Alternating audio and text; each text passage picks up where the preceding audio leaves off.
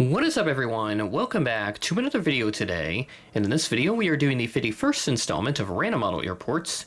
Today we're going to be doing the Greensboro Piedmont Triad International Airport. Thank you to Aviation Central and Elijah for suggesting this airport. If you have any new suggestions for new Random Model Airports, please leave them in the comments below.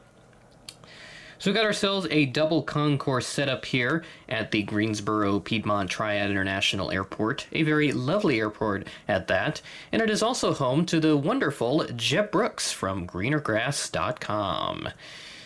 So now let's get into some airport history. It originally opened back in 1927, and Charles Lindbergh made a stop here the same year during one of his cross-country tours on the Spirit of St. Louis. This is like the umpteenth airport where I've seen Charles Lindbergh be mentioned, that he made a stop at that airport. So he made a stop at quite a lot of airports, I imagine. So that's what I have come to that conclusion of. First airmail service began the next year, and then Dixie Flying Service became the first airline to operate out of GSO in 1930, which would later become a part of the now defunct Eastern Airlines. The airport closed during the Great Depression in the 1930s, but it would reopen in 1937. And then passenger and airmail service were discontinued again during World War II, but it was used for war-related purposes. A new terminal would open in 1958, and at the time it was served by Eastern, Piedmont, and Capital, which would later merge into United by the turn of the 1960s. A replacement facility, which you see right here, opened in 1982, and its current name of the Greensboro Piedmont Triad International Airport was given in 1987. So some people give it the PTI abbreviation instead of the GSO abbreviation like the IATA does, so I'll just refer to it as GSO in this video just to go with the IATA code that is given to this airport. The airport briefly became a hub for Continental Light in the 1990s, which was Continental's answer to all the low-cost carriers popping up at the time and was one of the many airline within an airline concepts that the big legacy carriers started, like Delta, United. I don't think American ever had that, surprisingly. FedEx would later establish their own hub here, and then Comair did add a maintenance facility as well at about the same time, which is still in use today. So I've seen like Alaska planes go here from time to time for like maintenance related purposes, so I imagine that's the same facility still being used to this very day. Today, the airport is currently used as the global headquarters base for Honda Aircraft Company, and it is also the base for the Samaritan's Purse, who currently operates a very old DC-8, one of only few flying in the world, which is very cool. Wish that somebody had made a model of it. I don't think anyone has. Maybe somebody like JC, I don't know. But I don't think anybody has made the Samaritan's Purse DC-8. I think it'd be a nice model for someone to do, so hopefully someone's able to take up on that in the future.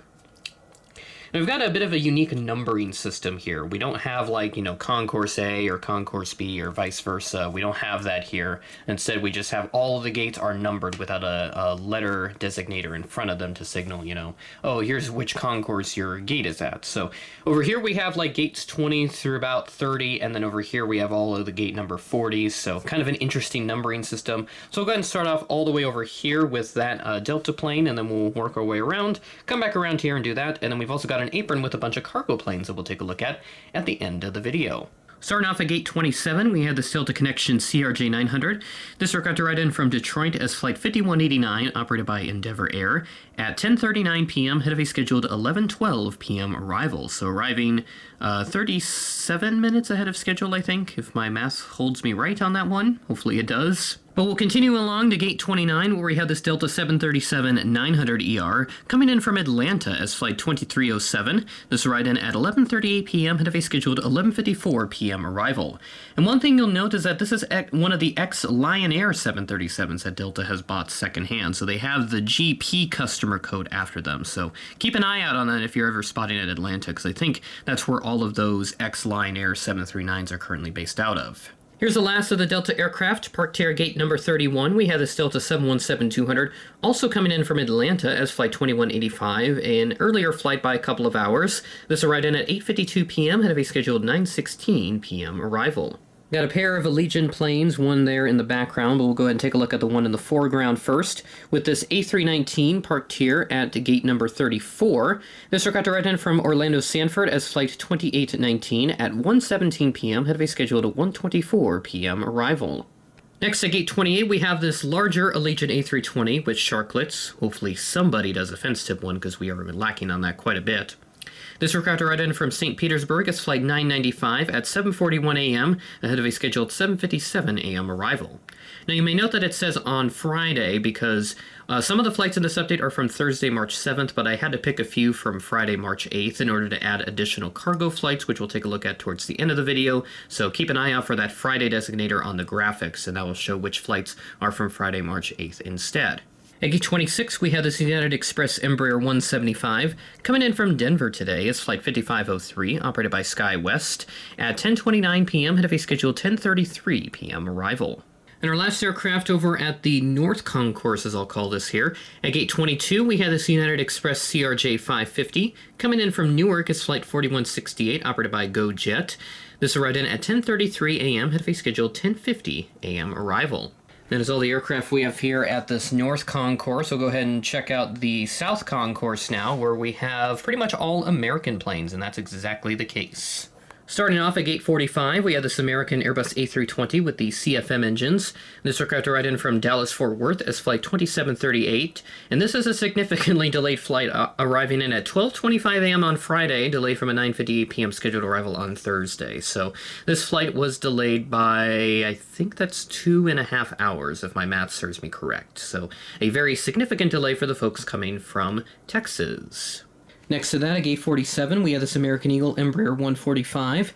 This aircraft arrived in from Philadelphia as flight 5889, operated by Piedmont, at 7:52 p.m., ahead of a scheduled 8:32 p.m. arrival. Then at gate 49, the highest gate number that we have in this update, we have this American Eagle Embraer 175, coming in from Chicago O'Hare as flight 3648, operated by Envoy Air. This arrived in at 9 p.m., ahead of a scheduled 9:23 p.m. arrival. A pair of CRJs rounds out our aircraft at the terminal. We have this CRJ 900 parked over here at gate number 44.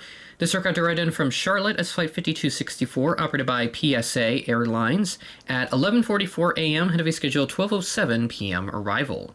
And lastly, at the terminal at gate 42, we have this American Eagle CRJ 700. This aircraft arrived in from Washington Reagan National as flight 5061, also operated by PSA Airlines, arriving in at 3:13 p.m., ahead of a scheduled 3:18 p.m. arrival. That is everything we have here at the terminal for GSO. So let's go ahead and check out our cargo aircraft that we have. We've got a total of 6 to take a look at. Welcome everybody to the makeshift cargo apron that I have here at the Greensboro Piedmont Triad International Airport. We've got 4 FedEx planes, a UPS plane, and then you may also see my Battleship Gray CRJ-200. I'm subbing that in for another carrier that we'll take a look at in just a couple of minutes once we get around there. Let's go ahead and start off with a smaller FedEx aircraft here, this Boeing 757-200 freighter. This aircraft came in from Atlanta as flight 1048. How neat. This arrived in at 12:08 a.m., ahead of a scheduled 12:22 a.m. arrival. So all the cargo flights that you see here are from Friday, March 8th, so that's why you see the Friday designator on your screen.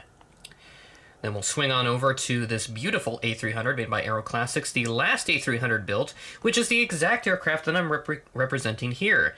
This arrived in as flight 1580 from Memphis at 5:49 a.m., ahead of a scheduled 5:59 a.m. arrival. And then next to that, we have the last of our main FedEx aircraft, the 767-300 freighter, coming in from DFW as flight 1058 at 1:40 a.m., ahead of a scheduled 2:04 a.m. arrival. And then we have this nice little FedEx feeder ATR. This is operated by Mountain Air Cargo, I believe, as indicated by the MTN call sign. This arrived in as flight 7538 from Greenville, Spartanburg, South Carolina, at 10:46 p.m. on Thursday, but behind a 10:45 p.m. scheduled arrival on Thursday. So this is the only non-Friday arrival for our cargo aircraft here. And we'll swing on over to the other side where you will notice this bad boy, the United Express Battleship Gray CRJ-200, which is not supposed to be the case. This is actually supposed to be an Aeronaves TSM CRJ-200 freighter. This aircraft arrived in from Laredo, Texas as Flight 599 at 2:17 a.m. Had a scheduled 2:18 a.m. arrival. So this aircraft arrived in fairly late. I know Aeronavis TSM, they have quite a few unique aircraft, including the CRJ-200 freighter. They also have some DC-9s and an MD-80 as well, which is pretty cool. So hopefully they fly up to Sioux Falls one of these days, because I'd love to see one of those. And then our last aircraft for this update, we've got this UPS A300 to round everything out. Coming in from their super hub of Louisville, Kentucky as Flight 1270 at 5:24 a.m., delayed from a 5:14 a.m. scheduled arrival, so only behind by 10 minutes for this aircraft. And that will do it for this update here at the PTI or GSO airport. Again, thank you to Aviation Central in Elijah for suggesting this airport. Please provide new suggestions in the comments if you want to see your airport be done in the future. Still got a pretty big backlog to go through from very old videos, so I'll try to hit some of those up as well, while also getting to some more recent suggestions. So keep bringing them in. I love doing this series. It's one of my favorites to do, and especially since we hit the milestone number 50 earlier this month with the MSP special airport update that I did. And since we had an extra Friday here, I figured why not do a second random model airport update. Very excited about this. So, with that being said, that is the end of the video. Thanks for watching, and I will catch you in the next video.